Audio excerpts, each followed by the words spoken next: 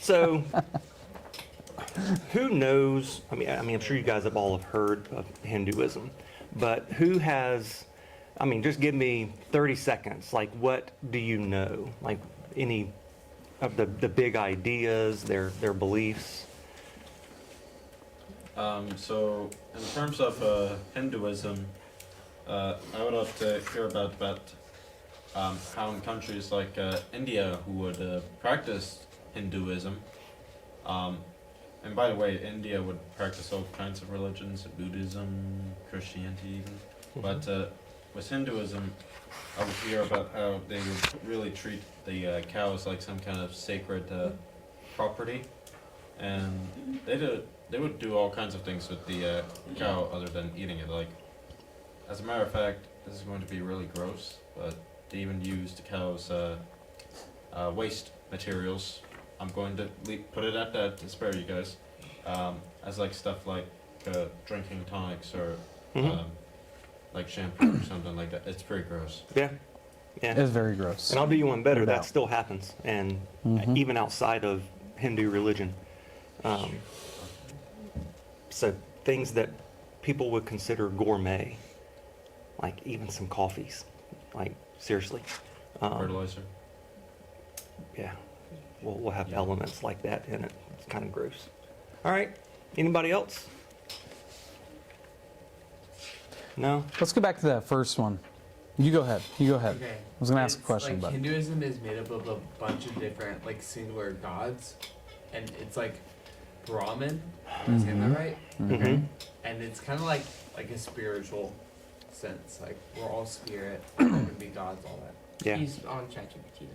That's what you on ChatGPT, Well, dude? so you're you know right what? and you're right. wrong. So Yeah. this is one of the inconsistencies of Hinduism is I knew it. in one sense they would consider it a monotheistic religion because of their supreme being Yeah. that Parker just mentioned, Brahman or however you say his name. I think that's right. Brahman. But then they also continually are adding additional gods to be worshipped within the religion because it's very individualistic.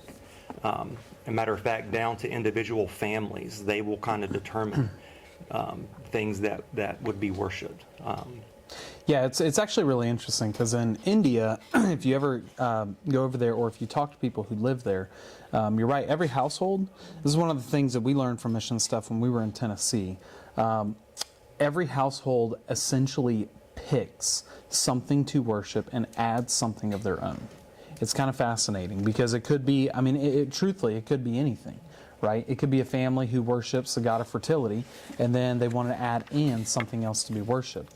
And part of that has to do with the beliefs that, I'm sure we'll get into here in a minute. But so go back to that first session that we did, kind of the intro session. One of the tests that we were talking about was the inconsistency or the consistency of the scriptures, right? So if we're putting that to the test here, just on a blank statement, a Hindu says we're a monotheistic religion. Is that consistent with the reality of what they actually do and what they worship? Does that make sense? No. Why not?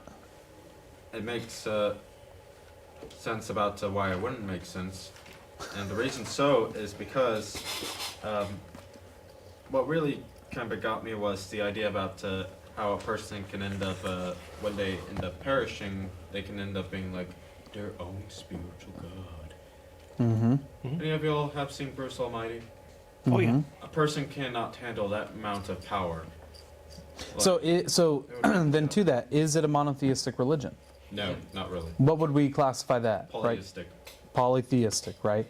Or pantheistic along those lines because, well, I don't want to take from what you're probably going to get into here in a minute, but we'll talk about pantheism. yeah, we'll go ahead and talk about pantheism. But essentially, one of the beliefs of Hinduism is that there are divine essences or divine beings in the unseen world or just essentially in everything.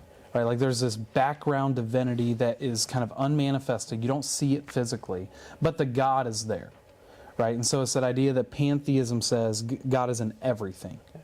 I like that. We're going to hit on that in just a second. So, because there's something I want you guys to consider if that's the case. But before we do that, so we're talking about there being many gods. How many? Somebody take a stab at how many little g, well, they're all little g. Like, how many gods do you think there are that are worshipped? And this is probably very, pretty ballpark, but Isn't it like between 3 to 6 million? you're not even close. You're cold. Higher or 3 lower? billion. 40 million. Cold. You're still cold. You're getting a lot warmer. 500 trillion. 330 million. 330 million. At the time of writing. But that's wrote in this. addition to the Brahman and then this idea of there being like states of Brahman as well, right? So yeah, so 330 million. It's insane. Okay, That's just a lot of gods. That's That right. is just way too many. that's right. So That's even more than ancient Greek and Roman gods. yeah, And they're not real either. yeah. But I mean, when you don't limit what you consider to be a quote God end quote, then I mean you can add them ad nauseum, right? And when you've got millions of people, so that's another point. How many people do you think would say they are practicing the religion of Hinduism worldwide? And where do you think it ranks? There'd be a lot. I think Okay. it's like, isn't it top 3 religions? Because it's very prevalent in India and Nepal. Yeah, and and that's I would say it spreading. would be third.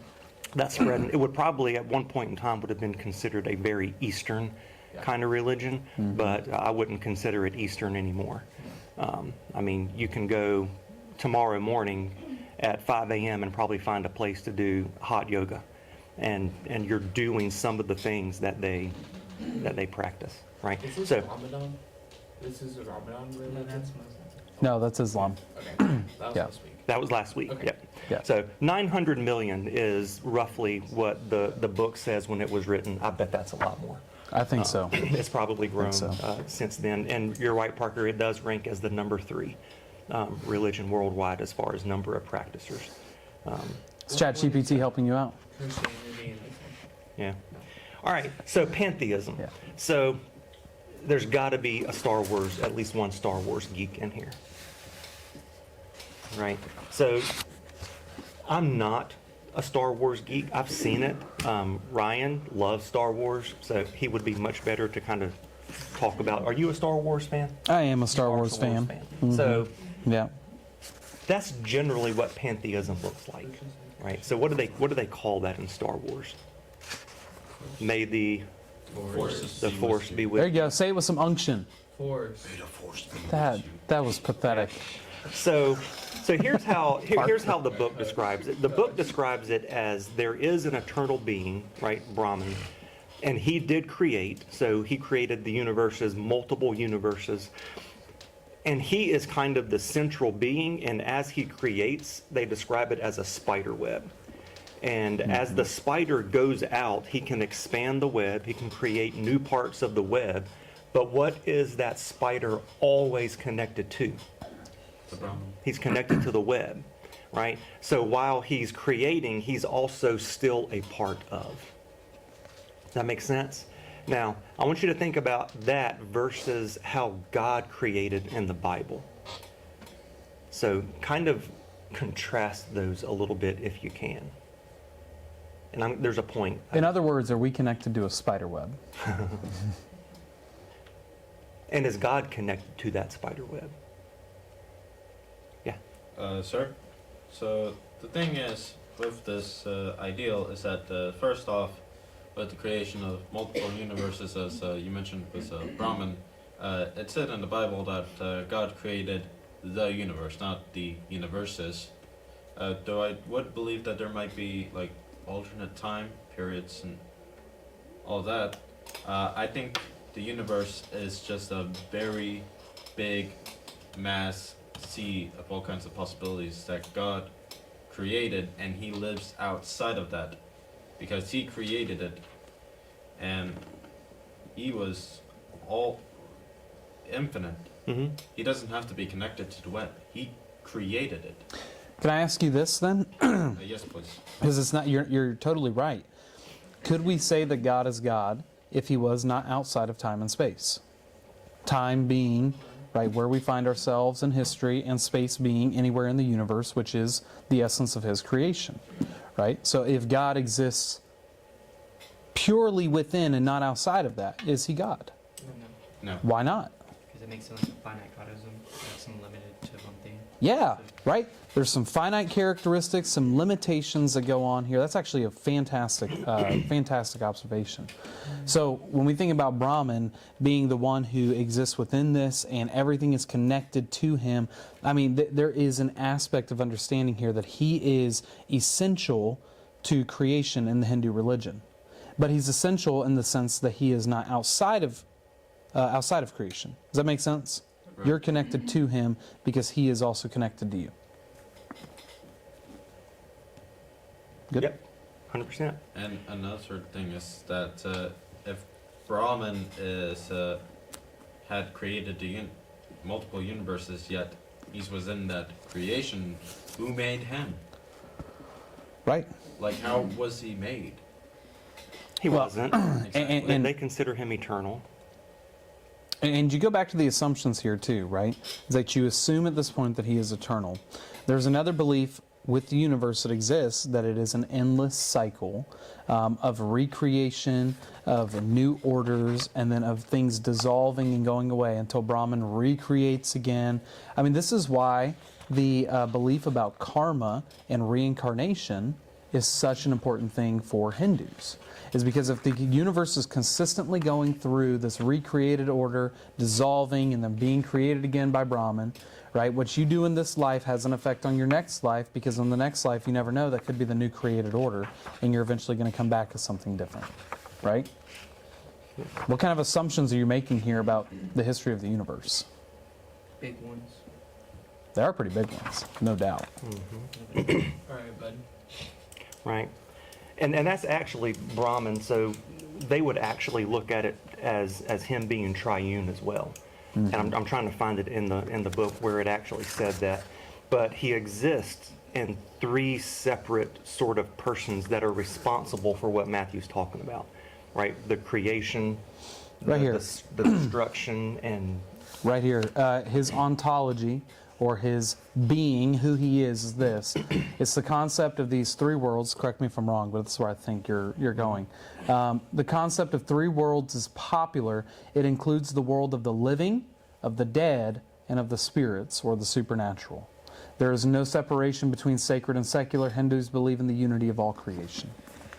So, triune in the sense that those separate realms are all still connected to the spider web of creation, even if we don't see them physically. Because according to Hinduism, we're a part of the land of the what? The land of Land of the living, right? There's also, what'd you say? Free. He's a patriotic dude. yeah. Yeah, so we're the land of the living, right? But there's the other realms in which they would say there is no separation there, you just can't see them. Yep. So we're going to get away from the spider web after one more thing. So this is what I'm trying to get at, because I can't arrive at any way to think about it and make it logical in my mind. It says Brahman exists in everything, and everything exists in Brahman, making Hinduism a pantheistic worldview. So if that's the case, if he is in everything and everything is in him, and we are imperfect, sinful beings, would that not make him an imperfect, sinful being? And I'm trying to get in my head how we can separate the God of Hinduism from our sinful nature. And if pantheism is what I think it is, and my lack of Star Wars knowledge, I don't think you can separate them. And why is that important? The reason that this thing is important is because in the Bible, we are naturally born as sinners ever since Adam and Eve committed their first sin. However, even though God is eternal, infinite, and perfect, He loves us like a loving father and forgives us. With this Brahman person, or angel, I would even say, because some angels are corrupted, and might even have pacts with Lucifer. He might not really be perfect as Brahman character, Hmm.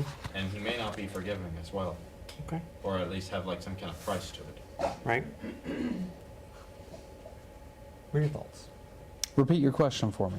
So the idea that if Brahman, the supreme being of Hinduism, if he is in everything and everything is in him, how do we separate him from being a perfect supreme being from the sin?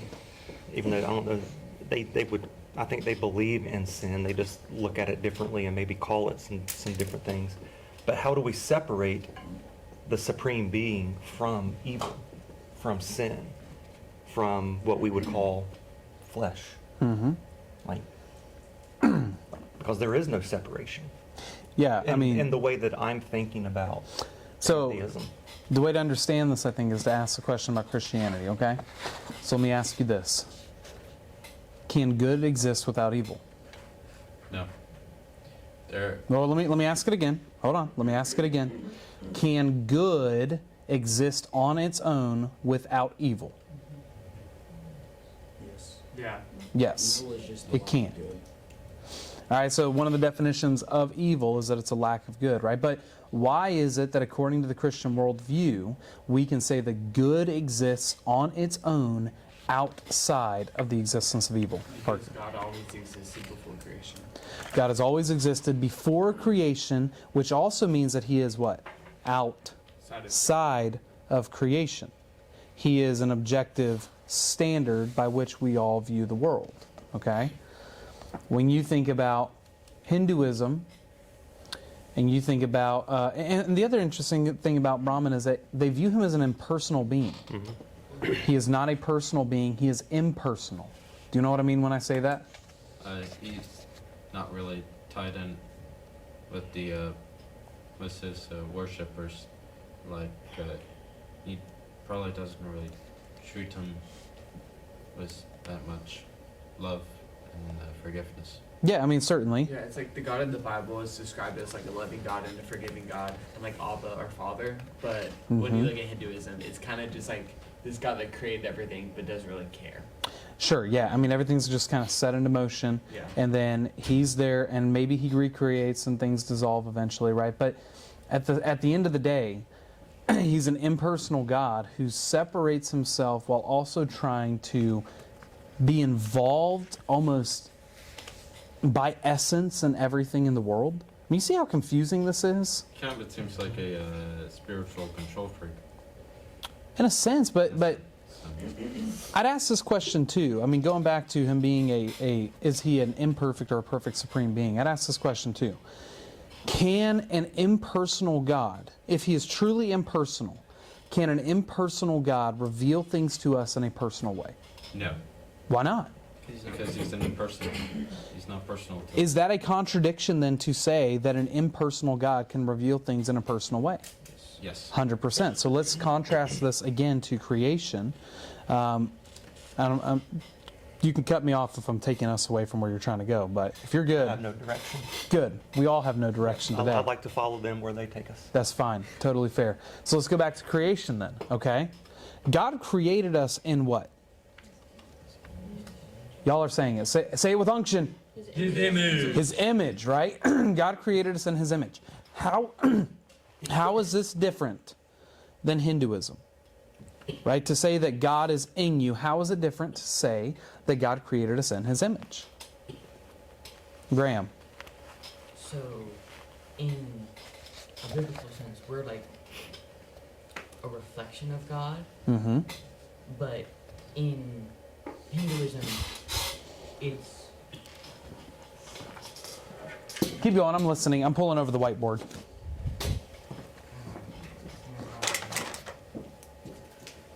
I'm going to pull this there over. is, like part of God in, and so in Christianity, we're like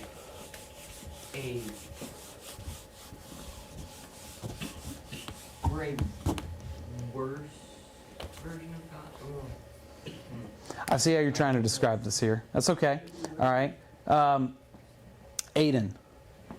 Whenever John says that we're made in his image, it doesn't mean we're literally God. What it means by that is that by our role, by our status on this earth, we have dominionship over everything. Our job is to take care of the earth. That's what it means by we are made in his image. It's about our role in this world. Okay. Definitely. So you guys are hitting at something. I used this word earlier, and I'm going to go back to it because this is really important when we start to look at Eastern religions. It's this word ontology. You probably haven't heard of it before. Does anybody know what ontology means? No. Study of something. Bingo! Study of something. But the something here is this. It's the study of being. Literally what you are in your essence, right? And so in the Hinduistic belief, when you are created in that new creation cycle, right, this endless universal cycle of creation and dissolving, part of the ontology of Hinduism is that there is no separation. Oh, here, let me do it like this. Let me do it like this. All right, we're going to do it like this. Hinduism. There is no separation between sacred and secular. Okay? Remember the kind of triune view of the world? Right? What's that triune view of the world? It's the land of the living, dead, and spirits. Right? Now, when we look at the creation account of the scriptures, and we can truthfully spend the entire day on creation right now to really just kind of get down to the brass tacks of this. So, when we look at the creation account of Christianity, and before anybody says anything, if you don't know, that's actually a way of honoring martyrs in the ancient church. When you write the X, it's the Greek X meaning Christ. Okay, we can talk about that later. Actually, that'd be a fun Christmas conversation. But when you look at Christianity and the created order, what do we say when we say we're created in His image and the ontology of humans? Are we divine? No. We are not divine. We are instead what? Redefined. Did you say redefined? You're looking at it. Okay. Not divine. We're finite. Oh yeah. We're limited. We are not God, okay? So we'll just put it this way: we're limited creatures, limited creatures. Now we talked about this a little bit on the retreat. Those of you that went on the retreat, okay? But this is really important. We know that we were created in God's image. Give me some of the things that reveal to us that we know we're created in God's image. Aiden? Our desire to find a higher power. Okay. So, yeah, we have desires, no doubt. But we have desires specifically for what? To find a higher power. Okay. How about this? Other living creature, at least not to my knowledge, has created any form of religion. How about The origins of life. How about we say it this way? We have a desire for a relationship. Okay? We have a desire for a relationship. How does that distinguish us from something like my dog who wants to have a relationship with me? Does my dog have the same capacity, essentially, to have a relationship with me that I can have with my wife? No, because it's not like a moral thinker like humans are. Okay? Ooh, hold on. You're hitting at something. Say that again. Because it's not a moral thinker like humans are. Chad, I'm going to try it this time, I think. Tell me if I'm wrong. Is that right? Conscientious? Conscientious? S-C-I-E-N-T. Yes? Maybe E-O-U-S, but Oh, no! All right, well, how about this? We'll put it this way, it's okay? dangerous to trust me on that. And so what I meant by conscientious is that we have the ability to we have a conscience. When we make decisions, when we say things, when we do things, when we think, we have a conscience built in us, right? Because we're created in God's image. So we have the ability that our conscience, like I know when something's right or wrong, right? And it's easy to figure that out because, I mean, people say, well, stealing's not bad. It can be good in certain situations, right? Because somebody's hungry and they don't have anything to eat, so they steal. Well, if I were to do the same thing to the person that's making that argument, they're going to say, hey, you can't take that, that's mine, right? So we have a built-in conscience, which allows us to be conscientious in how we think and how we act. Okay, and then we can also do this to distinguish from the animal too. It's a great clarification. Let's just literally put it this way, guys. We have reason, right? Part of what it means to be a thinking person created in the image of God is that He has given us reason. Is God a reasonable, personable being? Yes. Yes, right? Because this is true. Let's look at this. The laws of mathematics. 2 plus 2 equals what? 4. 4. Is that something that we can see in the real world? Yes. Maybe, but the equation itself, our understanding of the equation, is that physically seen? Not really, unless you write it down on a piece of paper like this. So now, if we take that to be true, 2 plus 2 equals 4. If it's 22. Huh? If it's 22. Then that would be unreasonable. It's unreasonable. 2 plus 2 has never once in the history of mankind ever equaled 4. Why? It's because the God who created the world is an ordered, reasonable, thinking God. Right? And so when He creates us in His image, He gives us something of Himself.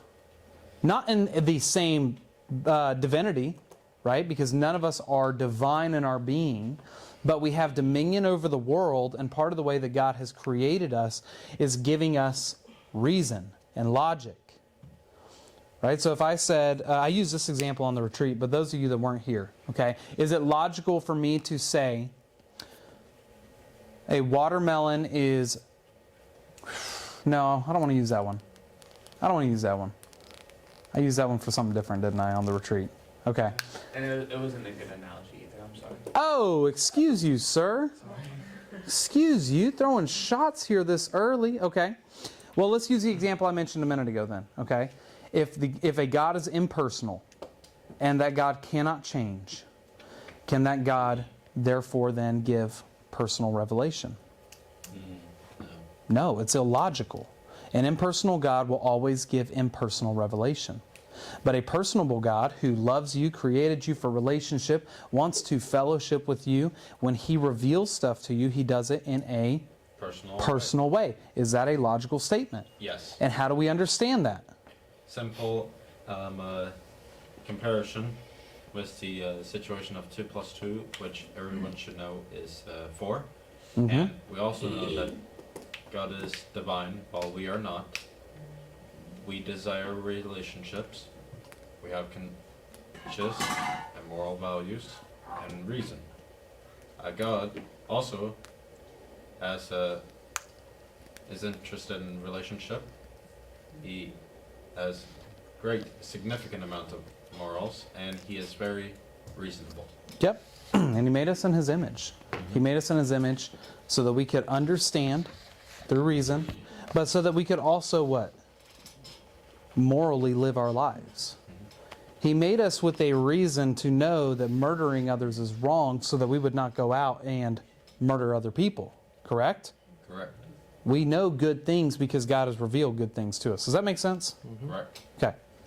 And I think one of the things that we're able to look at God and see that perfect standard is because He stands alone outside of His creation, right? When you look at pantheism, if Brahman is truly in all and all is in Him, where's the distinction between creation and the Creator? It doesn't seem like it. And there's not one. And here's the problem with that when it comes to salvation, is if He is in all and all is in Him, then what's on Him as well?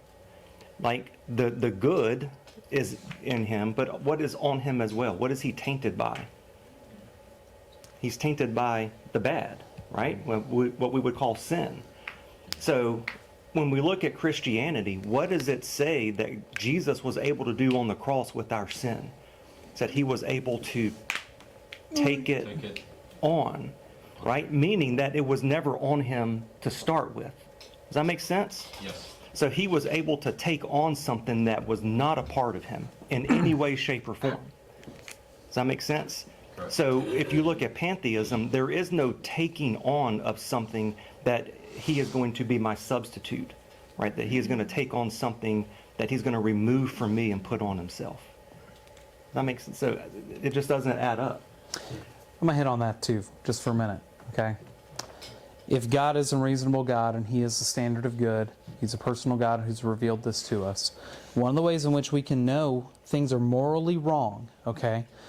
Because let's assume for a minute, in Hinduism, let's assume for a minute that murder is not wrong, okay? That there is no bad karma that comes from murdering somebody. Sometimes what we can do through reason is we can look at the moral extreme. You know what the moral extreme says? What if every single person in here murdered somebody else? What happens to the human race as a total? We would have automatically gone extinct like dodos.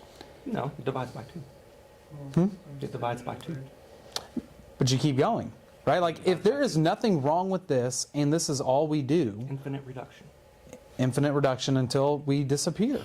Parker, did you have your hand up? Oh yeah, it would just create like a societal norm, so people would be okay with it. It would create a societal norm, but what I'm saying is you have to take this and apply it at its maximum capacity, okay? And I'll contrast this with something good in a minute, okay? But if you take murder and you apply it to its maximum capacity here, what happens to the human race? No love. No love, but also we disappear because everybody's killed somebody else, right? We're gone. Apply that to something like patience and kindness and forgiving. If you apply that to the maximum capacity, like everybody is patient, everybody is forgiving, everybody is kind, what does that do for the human race? We'd look a whole lot better than we do right now, wouldn't we? Yeah. It would pretty much improve the human race. Absolutely. Christy. Back to the murder one though, but is that why they put reincarnation in? Like if you get murdered, you come back. So technically you keep coming back though, right? Or no? In Hinduism, you keep... In Hinduism, I'm saying, like, is that why they put reincarnation into their like beliefs, or? Not really. I think that's more their way of saying that until you do get to a point where you don't reincarnate anymore. But it's only once you have achieved, and I like where that's going to, once you have achieved a certain status, a certain level of living that is in line with the good, if that makes any sense. Which honestly I think is what makes things like Hinduism so appealing, right? Because when we think about Christianity, where does my salvation lie? Huh? The Lord. Right? In Jesus, in his finished work on the cross. Who has zero influence on their salvation? I don't. Right? Now, there is an element of God calling me and I respond, but my salvation is on the cross, period. It's not the cross and. If I add to the cross, I cheapen the cross. And you can't cheapen something that is infinitely of infinite value, right? But so if in Christianity my salvation is completely out of my control, is that appealing to the human nature? What makes Hinduism and the idea of karma so appealing to humans? It seems like the idea about the myth about how cats have like 9 lives. So like I could end up like being dead for some random reason. I don't know, maybe the light fell on me or something like that, and then Okay. I just come back like, oh, hey guys, I'm back. Yeah. Like- So you're hinting at kind of like what reincarnation is, but I'm thinking specifically about karma, meaning that I'm living in my current physical state, right? And I know that I have 2 options after this physical state goes away. I'm going to be cast into something lower than where I am now, or I'm going to be upgraded into something better than I am now. Does that make sense?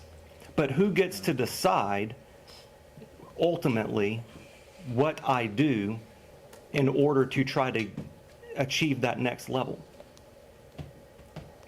It's up to me, right? It's up to me that if I can be conscientious and I can think I need to do this thing, this thing, this thing, so that maybe when this physical vehicle, or I think it might be called an avatar actually, which is kind of neat. But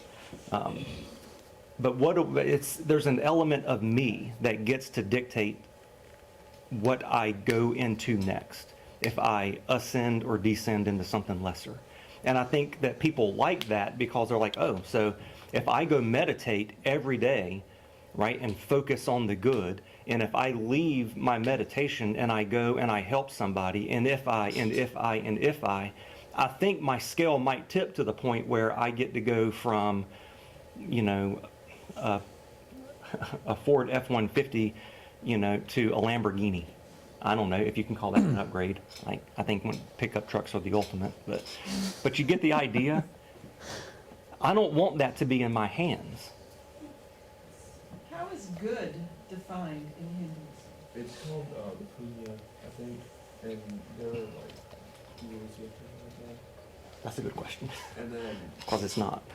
sin, Yeah. they call sin hop, and there's like, it's like 18 rules you should do.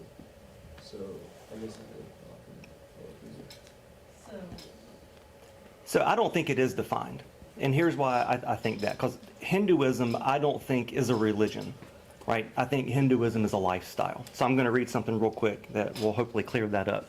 And it says that Hindus believe that all revealed religions are essentially correct. And no particular religion teaches the only way to salvation above all other religions, but that all genuine religious paths are facets of God's pure love and light, deserving, tell me if this sounds familiar to our society today, deserving of tolerance and understanding. So, does every religion in the world define good the same way? No. So can you have a definition of good? I don't think you can. Well, their definition is good, or not good. Their definition of good is tolerance, right? That's how they define it. So what defines tolerance? Genuine religion is what they say. So what is genuine religion? Now you're asking. Now you're asking the right questions, right? You're Who gets to seeing decide that? you're seeing the unending cycle here of Hinduistic beliefs and pantheistic beliefs, aren't you? Because you're asking the right questions by saying, okay, if good is tolerance of genuine religion, how do we define genuine religion? And remember, one of the things we talked about in the very first session was, what authority can you trust that tells you what genuine religion is? Right? Because according to Hinduism, what is the authority that we trust? In Hinduism, it's said to be a Brahmin, but then when we end up looking closer into Hinduism, in which we are right now, it seems like there's many confusing and contradicting aspects of it compared to our God in the Bible. And Hindus have scriptures. Let me be very clear here. Hindus do have scriptures, but their scriptures are a contradiction within the contradiction. Remember how I said one of the tests that you can apply when you're looking at different religions is to ask the question, does it contradict internally? Do the scriptures internally contradict? Like the Christian scriptures, the Bible? No, right? Everything in the scriptures is put together so neatly and so logically and so tightly packed because the God of order and reason divinely inspired writers to write the scriptures, to tell His story and what He wanted to do. But when you apply Hinduism from the scriptures, and maybe that's what we do next week. Next week we'll look at some of the scriptures from... Because there is a section on the scriptures. They do have what they would consider sacred text. We'll pull out some of the sacred text material next week to actually start asking that question. But that's why you start asking questions like that of other religions. And even of Christianity, because what does God say genuine religion is in Christianity? It's relationship with Him that's offered through Jesus because of the cross. That's genuine religion. That is the only way in which you and I find peace, and God tells us that in His scriptures. But Hinduism would say, every religion, as long as it's genuine religion, well, what does that mean? What's the definition of that, right? Like, nobody has any idea. Aiden, I've seen your hand for a minute. If they don't believe in like a specific false religion, then they run into the same issue Islam does. If Hinduism is real, then Christianity is real, and therefore Hinduism is false.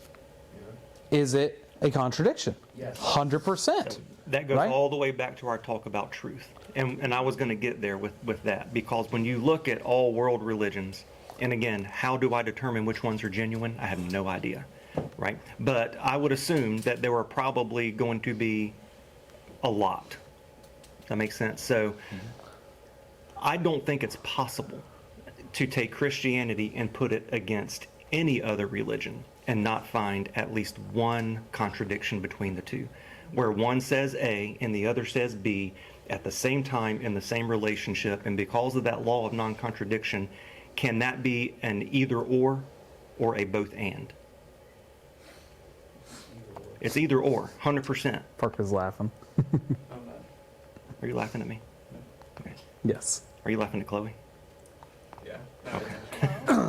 Right. So if there is a contradiction between two things, can they both be true?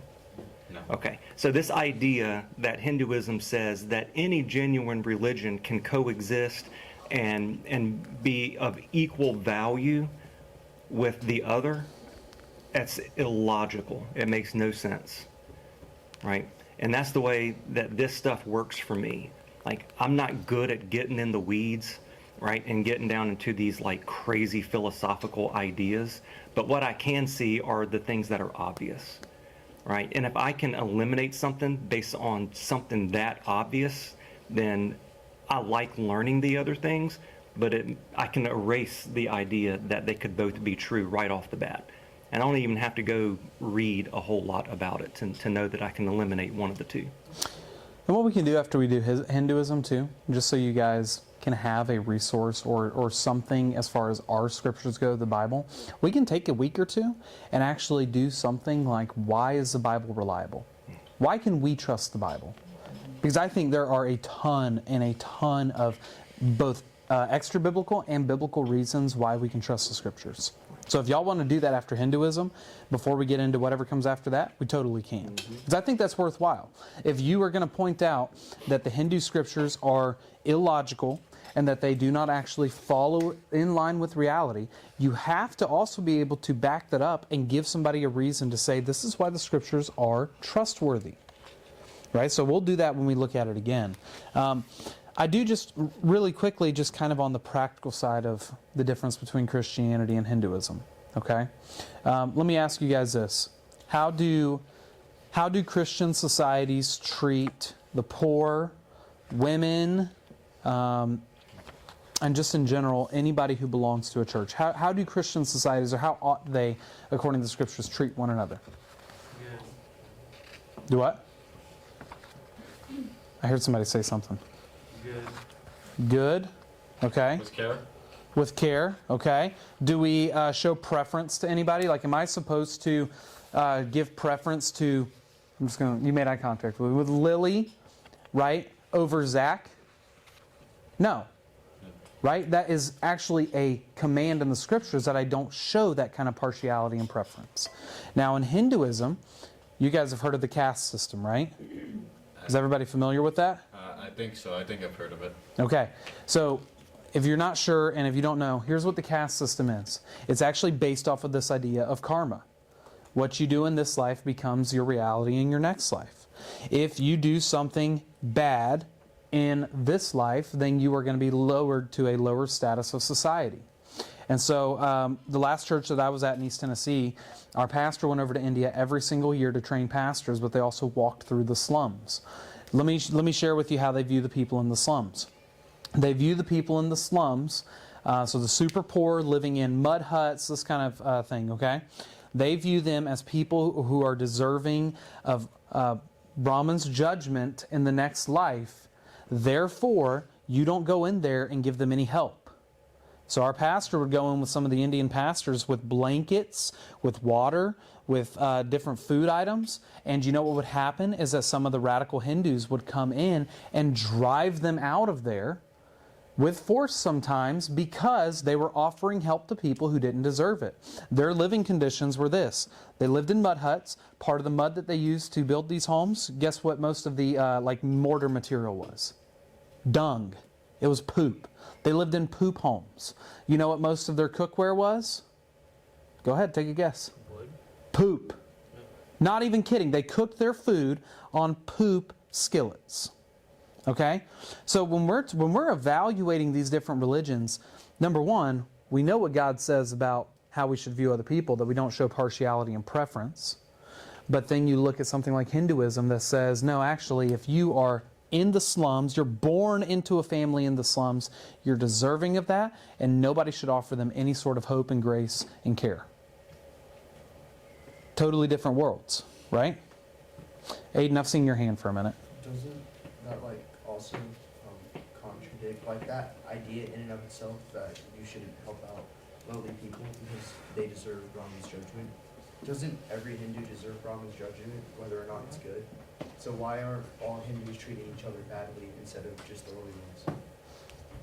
See, he's asking the right questions. He is asking the right questions. You are asking very good questions, right? I mean, that's the thing. And we haven't even gotten to talking to a Hindu yet, but if you talk to a Hindu, you ever run into a Hindu, these are the questions I want you to ask them.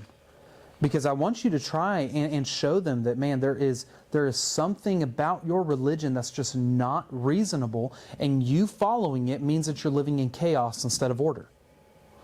Parker, I saw you I'm next. going to fight the system.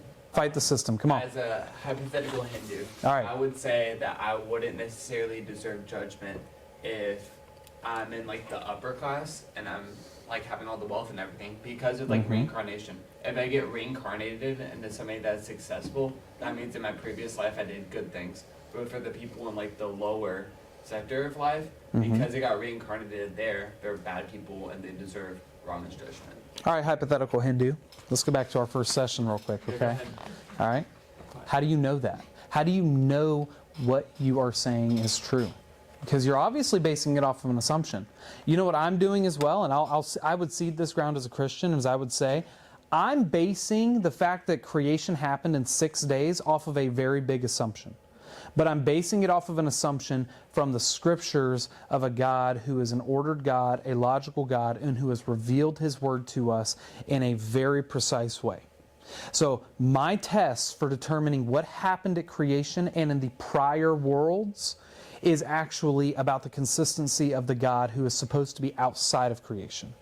Now, as a Hindu, what do you think about that, right? Like, you see the issue now that we're getting into, is that the Hindu doesn't really have an answer for that. Or if they do, it's an unreasonable explanation. And you're assuming, too, that when you say that the person in the upper class did good, are you saying that that's all they did? And when you're looking at the person in the lower caste, are you saying that they only did bad? Or are you saying that somewhere there exists a scale? And in every physical life that I live, in that period of reincarnation, that when I died, and sometimes you die just because you're rotten and you have to go down and start over again. But you're assuming that there's a scale, right? We're not saying that this person was perfect, therefore they get to advance. No, you're just saying that generally their good outweighed their bad, so they get to take a step up, okay? But if you're ever going to achieve at that perfect level, and I can't remember what it's called, it's in there, like, is perfection the requirement? And is there anywhere in any of the Hindu scriptures, right? And remember, you have to include all other religious texts as well, because they're all equal. Where is perfection the standard? I mean, I can't really find any, right? Perfection is the standard. So if perfection is the standard and I can't get there, am I ever going to end my reincarnation process? They say yes, that you'll eventually end up in this perfect state. But logically thinking, there's always going to be a negative, a sin, right? There's going to be something within me that needs to be atoned for. Even if I get to that highest level of reincarnation, right? And whatever it is. I'll leave it with this, because I think we're getting to the end, and I don't want to burn everybody out, because we can do Hinduism for the next week or two, okay? But I'll get to the end of this and ask this question. Getting back to the gospel. Why would something like this be appealing to somebody who lives in sin, who is of the flesh, who's of the world, and has not found salvation? Why would something like Hinduism be appealing to you? The reason why someone might view Hinduism as rather appealing, because after hearing about how it works and with the whole situation of like reincarnation and this Mm-hmm. never-ending loop, it seems like it's recycling. And the thing is that sure, I may have done something bad, but if I Mhm. do enough, just enough good, I can get myself into a higher level. However, though, I was hearing Bingo. about my dad, and what he was saying about recycling is that reality is it still ends up polluting a good amount of areas. Like, it doesn't really stop polluting, especially in areas in like the Philippines and in India, where it's shipped to, and the oceans. It's mostly used as more like influence of like political gain and all that. And I would say the same would even be said with Hinduism. It doesn't actually really get you anywhere. You said something key in there. I'm going to hold on to that for a minute, though, okay? I'm going to hear Parker real quick. Just kind of like bouncing off of that as well. I think with karma, that's also very, very appealing to people, because it's like if I do good, I'm not going to receive karma, but if other people do bad against me, then they're going to get worse consequences for that. And that just comes down to people who are like ultimately selfish for themselves. So I think that definitely plays a part into what Braxton said. No doubt. Anybody else? I think you guys hit it right on the head here, okay? I think, number one, it offers people a way of achieving good things. And why do people on their own, outside of the cross, want to achieve good things? It's because of what Parker said. We all want to achieve good things because of selfishness, right? Pride. Pride. I mean, at the end of the day, people, even non-believers who go and work at a nonprofit or give out meals at a meal train or something, why are they doing it at the end of the day? It's not necessarily, it may be a little bit because they love their neighbor. It actually may even be a lot because they love their neighbor. But at the end of the day, it's not ultimately to glorify the God that created their neighbor. It's ultimately to what? Pride. Feel better about their life. To feel like I'm doing something worthwhile. There's something innate inside of every single one of us that desires to do good and to achieve something on our own. Right? This is why Paul said in Galatians chapter 5 that the Spirit is set against the flesh, and the flesh against the Spirit. Because when the Spirit of God brings you to salvation and you believe for the first time, what do you have to admit? What do you have to admit about achieving something good now, as in salvation? You're doing it for the glory of God now. I'm sorry. No, you're fine. Go You're ahead. good. All right, so for the glory of God, sure. But it's not necessarily that you're doing it, right? It's impossible for you to do. It's impossible for you to do.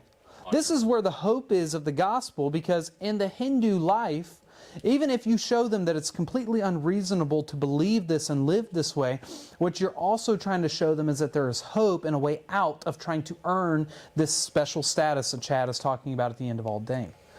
Right? Because in Christianity, what the gospel says is that you can't do it. In fact, you're so wicked and you're so evil that you have to die in order for all of your life to be accounted for. The only way for you to be right with God is for you to die forever. And instead of it being you, Jesus, the Son of God himself, the second member of the Trinity, humbled himself and left heaven to become a man so that he could do it for you. He could die forever for you, even though, of course, he was resurrected back to life, right? But that's the difference here of something like Hinduism or even Islam. Islam's the same, isn't it? You can achieve. Like anytime you hear that, I want your brains to start seeing that as a like red flag whenever it comes up, okay?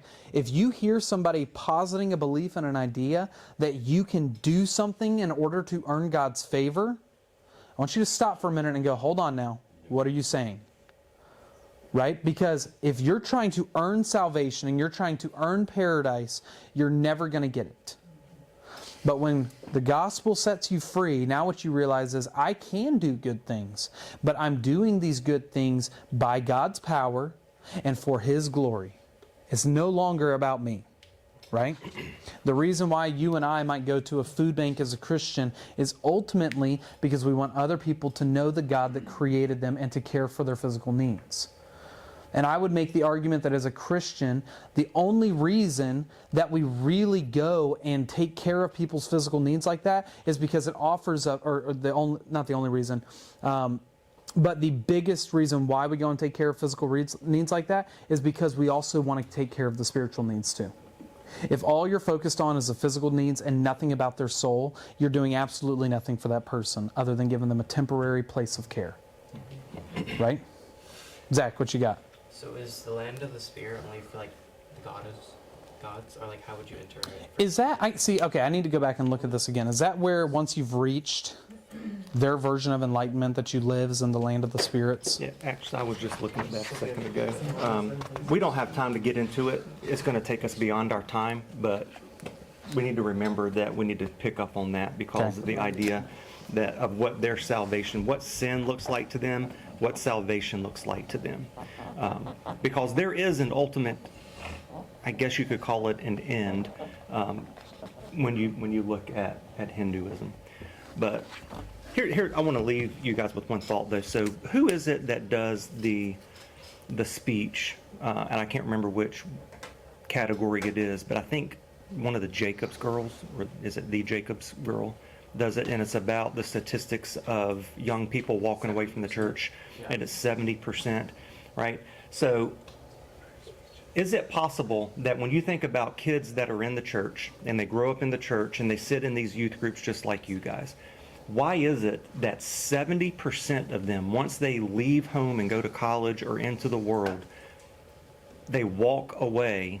And I don't think they necessarily walk away versus they get steered. Why are they so easily steered off of a path that they've been set on by parents that have tried to introduce them to God's Word and Christianity? There's no earthly person to hold them accountable. Okay, There's no maybe. Foundation. Yeah. Just they're living off of their parents' belief. So when they go to college, Okay. they're like, oh, it's not there anymore. 100%. Yeah. So at the end of the day, in Christianity, I can't piggyback off of another person's faith. It has to be my own. Yep. It could also just be like they don't see church as necessary. Because I remember my great grandpa, like he said he was Christian, and I could tell he was. He just didn't think church was necessary. Okay. So he never went. Okay. True. Here, yes. They don't really listen to the truth, so they don't really know, like they just don't really believe in the truth. I like that one. So Megan said that they don't really listen to the truth. So here's what I think. I think that there's a lot of students that sit in seats just like you guys, and they are not challenged to be critical thinkers, right? When they leave and go out into the world, and I mean, this was me. I left my parents' home to go to college, and I did not have a foundation of faith that was mine, right? I went to church. I really didn't have a great desire, but I went. My parents went. They took me. What you're missing with these kids that are easily sort of taken off of one path and put on another is they're introduced to something different that they've never heard before, and it sounds really, really good, right? I like the idea that I need to go out and do good for others, and I need to go out and live this quote-unquote virtuous life. I need to find this place of inner peace within myself because the world's so crazy, right? And what I want you to keep hearing in those is the word I. There's a lot of I in there, right? And that's the difference. Because when we launch you guys out into the world, so actually I'm getting off track. When we launch you guys out of this place, we want you to be able to stand on a firm foundation of truth because you recognize that it stands up against the test of time. We don't shy away from talking about things that aren't necessarily in the Bible or Bible related, right? And it all comes back and ties together. But we're not afraid to introduce you guys to some controversial topics. Mm-hmm. Because if we don't talk to them about you now, the world's going to talk to you about them later. Okay? And I want you to be in the 30% that when you hear the counterfeit, when you get into a college lecture room or into a room full of people at college talking about how dumb you are for believing what you believe and how you need to see the what really matters, I want you to be able to see that for the counterfeit that it is. And I want you to be the 30% that doesn't get steered off a path that you know to be true, both logically, right, and from a place of, yeah, it's mysterious, but because the logical part adds up, I can trust in the mysterious. I'll end with this. Just encouragement for you guys, okay, from Hebrews chapter 5. And I think this maybe answers a lot of the reason why 70% are steered away and some don't ever come back. As I think this, in Hebrews 5, the writer tells us that there's a lot to say, but it's hard to explain because you've become dull of hearing. Or in other words, what he's saying is you have become boring. Because what he says after that is, for though by this time you ought to be teachers, you need again for someone to teach you the elementary principles of the oracles of God. And then he goes on in chapter 6 immediately afterwards about a warning against falling away. So my encouragement for you guys, when we do stuff like this, even if sometimes it feels like it's just beyond you, is not to give up, but to press in. Because the most dangerous thing that you and I can become in our Christian walk is boring people who are dull of hearing. Right? We can't just stay at the shallow surface level of Jesus loves me, Jesus forgives me, and then we go on about our days. There has to be something of substance that comes in and feeds like refuels the fire and keeps it going on until the fire continues to grow. You gotta Right? go deeper in order to learn more. You do. There's treasure deep within the waters. 100%. And that's why with this stuff, we are using this as supplement for you guys, not to replace your spiritual disciplines like studying your Bible, praying, and all of that. This is supposed to be supplement in order to add on to the things you're already doing. So my encouragement is, instead of being boring, let's put it this way for all of us, instead of being boring, let's walk out of here as people who want to love God ferociously with everything that we have and know Him more than anything else in our life. Because then all of this stuff... Do what? Soar above mediocrity. Above mediocrity. No doubt. He's already reading our next book. I love it. All right. That's all I got. All right. That's all I got.